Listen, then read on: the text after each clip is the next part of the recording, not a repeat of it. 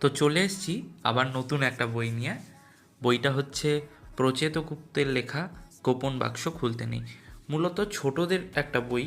এই বইটা 2020 সালে কিশোর সাহিত্য একাডেমি পুরস্কার পেয়েছে। দেখছেন হার্ড কভারের একটি বই। এখানে ভেতরেও একটা কভার রয়েছে কালো রঙে, দেখতে পাচ্ছেন। তার সাথে বই খুললেই আমরা দেখতে পাচ্ছি বিভিন্ন ধরনের ক্যাটালগ, মানে স্ক্যান করে যে ক্যাটালগ নেওয়ার জায়গা আছে একটা। তারপর এখানে রয়েছে ছোট ছোট বিভিন্ন ধরনের ইলাস্ট্রেশন। ভূমিকায় লেখক লিখছেন, ছোটদের জন্য গল্প লিখতে ভালোবাসি, কারণ তারা বড়দের থেকে অনেক ভালো পাঠক। এই সংকলনের গল্পগুলি অন্য কোনো বইতে নেই, গোপন বাক্স খুলতে নেই। কিন্তু এই বই খুললে ছোটরা খুব মজা পাবে।